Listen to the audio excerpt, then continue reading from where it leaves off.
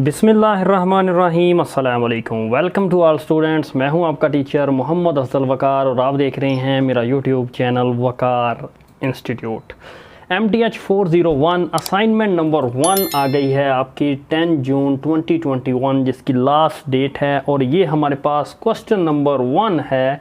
मैं वो आपको एक्सप्लेन करने जा रहा हूँ। ये हमें उसने डिफरेंशियल इक्वेशन दी है, ये हमें उसने इनिशियल कंडीशन बताई है। तो अब हमने इस डिफरेंशियल इक्वेशन को सोल्व करना है इस इनिशियल कंडीशन के लिए। चलते हैं, सॉल्यूशन स्टार्ट करते हैं। ये है हमारे पास सॉल्यूशन। हमने differential equation as it is मैंने जो है ऊपर से यहाँ पे लिख दी। मैंने क्या किया, -2xy को उधर ले गया तो ये बन गया +2xy। हमने इसमें से x कॉमन लिया तो हम इसको सेपरेबल फॉर्म में चेंज कर सकते हैं। तो ये आपकी जो है फॉर्म कौन सी बन गई, सेपरेबल फॉर्म। तो अब ये है हमारे पास सेपरेबल फॉर्म, हमारे पास है dy ये है इधर और ये 1 + 2y इधर आके डिवाइड हो जाएगा, dx इधर डिवाइड हो रहा है उधर जाके मल्टीप्लाई हो जाएगा। दोनों सेपरेबल फॉर्म बन गई है। जैसा कि आप जानते हैं जो आपका लेक्चर नंबर 2 था तो वो सेपरेबल फॉर्म था। तो ये है हमारे पास सेपरेबल फॉर्म का सॉल्यूशन। जब इक्वेशन सेपरेबल फॉर्म हो जाती है हम दोनों तरफ क्या ले लेते हैं, इंटीग्रेशन ले लेते हैं। देन हमने क्या किया, अब ये जो है इसका इंटीग्रेशन जो है वो क्या है, इसके दो तरीके हैं। या तो इसका डेरिवेटिव ऊपर मौजूद हो तो इसका डेरिवेटिव 1 + 2y का डेरिवेटिव आता है 2। तो मैंने क्या किया, 1/2 के साथ जो है और 2 के साथ जो है मल्टीप्लाई और 1/2 के साथ डिवाइड किया डेरिवेटिव ऊपर लाने के लिए। तो उसका डेरिवेटिव क्या होगा, 1/2 ये वैसे ही, तो ये 2 इसके साथ ख़त्म हो जाएगा क्योंकि नेचर लॉग 1 + 2y इसका इंटीग्रेशन बन जाएगा। इसका इंटीग्रेशन x जो है उसका बनेगा x² 2 + c। तो यहाँ तक आपको समझ आ गई होगी। अगर दूसरा तरीका मैं आपको बताऊँ, इसका आपने ले लेना था नेचर लॉग 1 + 2y और इसी का नीचे डेरिवेटिव लेना है, यानी 1 + 2y का डेरिवेटिव 2, तो ये 1/2 हो जाए। तो दोनों तरीके आपको मैंने एक्सप्लेन कर दिए। नेक्स्ट है हमारे पास, ये हमने इसको इक्वेशन नंबर 1 का नेम दे दिया। ये मैंने इसको एज इट इज़ लिख दिया यहाँ पे। अब उसके बाद इनिशियल कंडीशन है हमारे पास, ये हमारे पास x की वैल्यू होती है, ये हमारे पास y की वैल्यू होती है। x = 0, y = 1। Initial condition constant की वैल्यू फाइंड करने के लिए हम इस्तेमाल करते हैं। x को 0 पुट किया, यहाँ पे 0 पुट किया तो 0 का स्क्वायर 0, तो ये सारी टर्म क्या हो जाएगी 0 + c। अब है हमारे पास y की वैल्यू 1, 1 + 2 1 = 2, 2 + 1 3, तो ये 3 बन जाएगा और 1/2 ये c की वैल्यू आ गई आपके पास 1/2 नेचर लॉग 3। अब हम c की कीमत यहाँ पे इक्वेशन नंबर 1 में जो है वो पुट कर देते हैं। इक्वेशन नंबर 1 में हमने ये पुट कर दी जी। ये हमारे पास इक्वेशन नंबर 1 है। हम इसमें जो है c की वैल्यू पुट कर देते हैं। ये हमारे पास c की वैल्यू है, हमने c की वैल्यू पुट कर मल्टीप्लाई कर दें आप 2 के साथ दोनों तरफ, तो आपके पास ये भी 2 कट जाएगा, ये भी 2, ये भी 2। न्यू फॉर्म आपके पास ये हासिल हो जाएगी।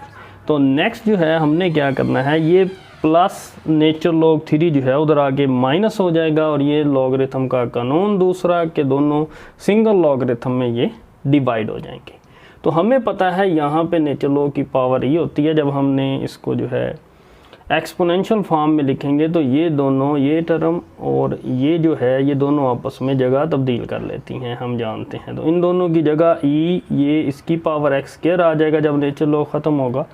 तो ये जो है बेस फॉर्म में जब हम लिखेंगे तो ये आ जाएगा। तो देन हमने सिंप्लीफाई किया, ये 3 इधर डिवाइड हो रहा है उधर जाके मल्टीप्लाई हो जाएगा। तो ये है हमारा फाइनल सॉल्यूशन इस डिफरेंशियल इक्वेशन का। तो उम्मीद करता हूँ कि ये क्वेश्चन नंबर 1 जो है वो आपको समझ आ गया होगा। तो ये हमारा 5 मार्क्स का क्वेश्चन था। क्वेश्चन नंबर 2 है हमारे पास, the population of certain community is known to increase at a rate proportional to the number of people present at any time. The population जो डबल हो रही है वो 5 ईयर में और उसने आपसे पूछा है ये ट्रिपल कितनी देर में होगी।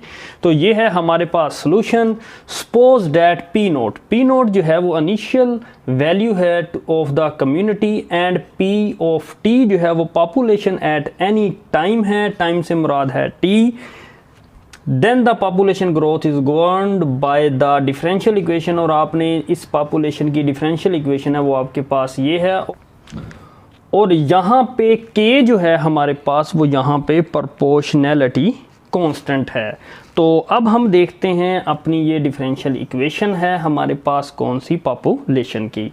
As we know solution of the differential equation is given by, तो ये हमारे पास कंडीशन है और ये e की पावर k ऑफ t जो हमारे पास है ये इंटीग्रेटिंग फैक्टर है।